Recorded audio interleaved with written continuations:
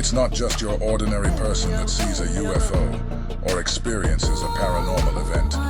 It also happens to celebrities as well. Here is my British edition of celebrities, seeing or experiencing strange paranormal events and having the courage to tell the world what they saw. Kim Wilde. Kim Wilde was a successful pop singer in the 80s with her debut song, Kids in America. Between 1981 and 1996, she had 25 singles that charted within the top 50 UK singles chart. On a night in 2009, her and her family witnessed a strange bright light in the sky above their Hertfordshire home, making incredible zigzag maneuvers. Here is her account of what she saw that night. So you had an alien encounter. So tell us what happened. Yeah, it was in 2009, and I was in our garden with my husband and a girlfriend of mine called Edwina, and we saw some helicopters and a bright light come towards us from the southwest. And so we looked, of course, expecting to see maybe they were after someone, maybe that person was coming running up the garden. That didn't happen. The helicopters left. So they were really close to you, mean? Like coming kind of over your above the garden? house. And they looked like helicopters? No, they were helicopters. They were. Yeah. But I think that they were scrambled to try and find out what this thing was. Okay. Anyway, the helicopters went off. The light remained behind cloud in the sky. We went to investigate. Then the cloud, now someone took that photograph from Welwyn Garden City, and it got published in the Welwyn and Hatfield Times a few days after I saw it, and everyone thought I'd been on the Pinot Grigio and actually I hadn't. Where I had been was very dull, actually. I've been in A&E all night, but that's another story. And yeah, really, with Harry. Anyway, it's a long story. It's a long story. And I'm looking up and I'm seeing this thing, and then all of a sudden it moves from 11 o'clock to 2 o'clock. And so we're going, oh, okay. Then it went back to 11 o'clock. And then it went back to 2 o'clock, and then a smaller one joined it. When you're saying it was moving from 11 o'clock to 2, was it going very quickly? Like in a second, so from over there, it went over there. And Hal was with you, yeah, seeing this at the same time? Did he believe it the way you Hal did? was with you, Hal was there, and he went running in to try and find something to film it. And meanwhile, we're thinking, well, is this going to last for 10 seconds? Is it going to last? I mean, it could finish any second, so I felt compelled to just watch what was going on. It has really inspired me a lot. I really believe what I saw was a UFO. It seems like Ms. Wilde is under no illusion that she will be ridiculed for what she is saying, and yet she is firm on her stance that what she saw was not from here. Well, certainly it was a UFO, but I certainly think it wasn't of this planet. But when you tell people, do they think, sorry, Jane, do you think you're a bit crazy? Not many people say, I have on seen your a UFO. audience, yeah. The looks on your audience tell you everything you need Do you to know. think one day they will come and sort of... I believe they're here. I believe that they are here already, and they have been here for a long time. And, I think they've been keeping an eye on us for a long time. I think they're in despair right now with the way we treat each other and the planet. And so I think they're they're kind of like having conferences. They're sitting around thinking, well, what are we going to do with this lot? What are we going to do with them? You know, we're going to let them carry on making such a mess. It inspired you to get back into the recording studio. Here come the aliens next Friday on the 16th, and then the tour starts at the end of March. Yeah! John Lennon. John Lennon was a world-famous musician, singer, and songwriter, and was part of creating one of the most famous, if not the most famous and successful boy band in the world, the Beatles. On the 23rd of August 1974, John Lennon sees a slow-moving disc-shaped UFO over his New York City apartment by the East River. Not only him, but his partner, May Pang, and other residents in the area also saw it. In his own words, this is what he saw on that night. Over here, up there, I saw a UFO, and it went down the river, turned right at the United Nations, turned left, and then down the river. It wasn't a helicopter, it wasn't a balloon, and it was so near. And it looked what, sort of round, white, luminescent, and silent? Silent, and it looked dark, like black or grey in the middle, and had white lights, just looked like light bulbs, you know? Just going off, on, off, on, off, on, blink, blink, blink, blink, round the bottom, and on top was a red light. We were finishing up the Walls and Bridges album that John had been working on, and he decided to take a walk out on our terrace. And now, mind you, He is nude. But if John Lennon made quite a sight, it was nothing compared to what May Pang says they were both about to see for themselves. And all of a sudden I hear him yelling out to me going, May, come out here. So I go running out to the terrace, and I go, what is it? I mean, what? And I stopped, and I looked up, and I saw this saucer-like thing over our head, just going over us very, very slowly, like a snail. And as it was flying over us, it just sort of wavered. It just tilted, went on sort of on its side a little, and I'm screaming, it's a UFO! And there was no noise coming out of it. That's what was amazing. And it just hovered over this building for a good 5 minutes. It turned around and it moved out, and it just went straight up into the sky.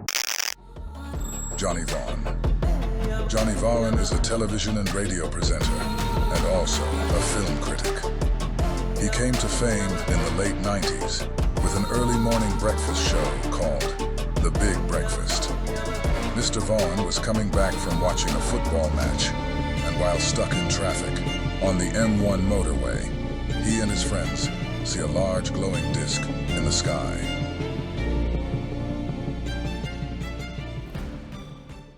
And Johnny is here. Like we say, it's a major talking point all of the time. It divides the conversation. But half of us believe in aliens in the UK. 7% of people believe they have seen a UFO themselves, and you are in that 7%. Yes. Well, yes, I've seen something I can't explain. The thing is I think if you ask most people, like more than 50%, if they believe in aliens, and this is kind of a paradox, something that appears a contradiction, but actually makes sense, and the paradox is, if you speak to most people, they'll say yes, they believe in aliens, and that's not crazy. People say, yeah, I believe there's aliens. Yeah, there's something. If someone says they've actually got proof of aliens, people are like, yeah. And that's quite a weird thing, that it's fine you want to believe, but you don't No, you it's want fine the to believe in something until there's evidence. Yes. And it's very hard to find a sort of another example of that outside religion, where people sort of believe in some kind of higher power. But if someone says, yeah, I've spoken to Jesus, people are like, so I had a strange experience, which I'm not lying about, neither the other two of my friends. Yes, because you were with friends, which I think is the crucial part of this story, because a lot of people go, I saw it, but no one else did. No one else did. Yeah. So I know I'm not a liar. So the podcast really has the starting point that these people are not liars. So they believe what they've seen. That's the most important thing. They believe it. And I just wanted to really give them, you know, a kind of platform to tell their truth. And that's it, really. And I don't pick it apart in a cynical way. I try and pursue them. I think you've heard the first one. I have, and actually, I love the fact that you really do. I listened to, it was a gentleman called Dan Boskill who believes that he saw his future self, actually, as a 7-year-old little boy, and he's had other encounters since it. But he kept saying, well, you know what I mean. And you said, no, but I don't know what you mean. No, and you kept pulling him on certain things, which is what, as the listener, you want to ask those questions. Yeah, right. With Dan particularly, he shared a room with his brother, and he didn't tell his brother in the morning, and you're thinking, well, why didn't you? But the thing is, it goes back to this thing of why we are sceptical of these people, and why we sort of think they must be lying. But you sort of think, as a 7-year-old, what, you're going to really commit yourself? I'm going to lie for the rest of my life. Yes. I know. I'm going to start lying. I've seen aliens. I'm going to start lying. I just don't think kind of people do that. But this incident with Mr. Vaughan and his friends happened over 20 years ago and would not have been a drone. And like most people who see these things, he became inspired, and Mr. Vaughan now has a podcast dedicated to similar topics. Particularly. Well, just to go back to your encounter, what did you see? Well, I was driving in a car, and we were coming back from an away football game. There was 3 of us in the car, and we hit a traffic jam on the M1. And I was in the passenger seat, and I was just sort of looking out the window, you know, just beyond the hard shoulder. I don't know what it's called. I call it the green sleeve, beyond the hard shoulder. But it's, you know, sort of area of... And I was just sort of looking at while we're going along, and suddenly I just saw this sort of bright light, like about the size of a dustbin lid, kind of made of light. And it was sort of swooping around, sort of like this, just sort of moving. And then it sort of went right up, and it had light coming off it in all directions. And this is about 7 o'clock, kind of late spring, early summer evening, so kind of dusk, period between sunset and darkness. And then suddenly it just went bam, and it just shot off like the fastest thing I've ever seen. And I sort of turned around to my mate Ben, who we talked to in we do a sort of a bonus episode discussing it. And I mean, I won't repeat because the language at this point was pretty strong. I said, did you see that? And he said, and then my friend Mick, who was in the back, just goes, what? And we were looking at each other, it was just crazy. And we don't really talk about it that much, but when we do, it's quite spooky. We're like, remember that thing? We go, And do you think all the other cars, you used to talk about like I a don't traffic know. jam, Perhaps, you wonder... yeah, good point. I've never thought about that. Exactly. Mr. Vaughn asks the presenter if she has ever seen a UFO. And to his surprise, the presenter opens up about her own experience of a sighting she had with her family when she was a child. Oh, weird. I just thought that's about it. Well, maybe there could be someone watching this morning that was in a car there. there. Have you ever seen anything? Kind of... Well, weirdly, like I grew up where we have, you know, it's very dark skies, lots of stars. And I remember one night my dad and I seeing 3 stars. They was in the shape of a triangle, and they were kind of almost vibrating on themselves. Right. And they sat there for about half an hour, and we just thought, oh, that's really weird. And who saw it first? My dad. And did he say to you, He called me out, of this? and then I came to look, so I saw it. Did and you then, remark? Oh, yeah. The whole family. Everyone came out, the dog, and we all looked up, and these 3 sort of stars just shot off. Right. Just yeah. No, it's not like I'm standing going, oh, that's aliens. If someone said to me, oh, that's an RAF experiment happening, I go, oh, yeah, that's fine. Yeah. But I saw what I saw. Yes. And that's kind of the essence of what this podcast is, isn't it? Yes, it is. What's weird is once you start talking about these things, people are like, oh, yeah. You know, and yet that person would have said, you know, they do believe in aliens, but you're sort of saying, no, 3 of us saw this. They're like, no. And then people will start saying, it's probably... And they'll start coming out, had you been drinking? Had you taken... You know, people start automatically sort of chip away at it, and you're sort of, well, no, that's precisely what I thought. Shaun Ryder. Shaun Ryder is a singer and songwriter and was part of the musical group called Happy Mondays from the late 80s to early 90s. The next 2, on my files, both have had multiple sightings, even from childhood like Shaun did at 15 years old. I believe it's highly likely that the aliens have an interest in these 2 individuals, and much more might have happened to them over the years that they are unaware of. Here is Shaun relaying one of his most recent experiences.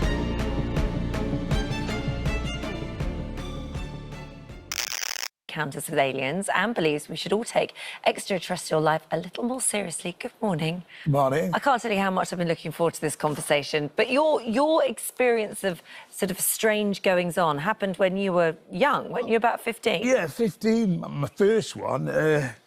On my way, I was a messenger boy for the post office. Believe it or not, I signed official secret acts and all that lot. Did you? Yeah. That's a whole nother chat. I know, innit? So I'm going, and there's a kid that used to get on the same bus when I was going into town. He was a grammar school kid, and we were walking towards the bus stop. Don't know why we looked up, but we looked up, and then we just saw these things zigzagging about, which has now become the norm of the zigzag sort of thing, and it stays there, and it flashes, and it zigzags, and shoots off, and we watched that. And the other guy that you were with saw it as well? Oh, yeah, the kid saw it as well, yeah, the schoolboy. And you were how old? Well, I was 15. Right. Messenger boy, just started work as a messenger boy, and, yeah. And what did you straight away Long go... before, you know, all my encounters with hallucinogenics. I was going to say, because there's going to be people watching this and go, hang on a minute, we know what he was like back in the day, but you were 15, so you were way too young for all of that. I think the strongest thing I'd ever seen was Lebanese. Right, fine, so that's good, I'm glad we But you say they... You didn't go looking for them, they sought you out. Yeah. Just like some of the other celebrities who become inspired and compelled to talk about their experiences. Shaun was no different, and it led him to make UFO documentaries on the History Channel. Yeah, in my mind, once you know, once you've sort of seen something, I mean, at first I'm having to really think about this, because this is telling me not this, you know. You know, I mean, because when I started seeing other things, I mean, you know, I really went to get things checked out, you know, because when you start hallucinating on things, then you could be losing your eyesight. Yeah. You know, I mean, there's a common thing, I think, was covered on Coronation Street with the character Johnny there going, you know, blind and seeing his son. So when this sort of thing starts happening, you know, you think, well, is this happening to me? So, well, no, I'm not going blind. No, I wasn't hallucinating. So what did you see? Well, when we go back now to about 2013, I think it was, when we was making the UFO documentary for the Disney Channel or whatever it was, and we'd been filming in South America. I get home, I've been home a couple of days, and I wake up, and again, it's 7 o'clock in the morning, round about that time, and I get up, and then, because it's not that anything landed in the back garden, but I looked out in my back garden, and over my apple tree, there's this big, well, when I say big, about 20 foot by 10 foot, 20 foot, plastic, airfix-looking wobbly thing, right? That looked like it was hanging there on strings because it was moving like that, right? And I'm thinking, production are having me at it here.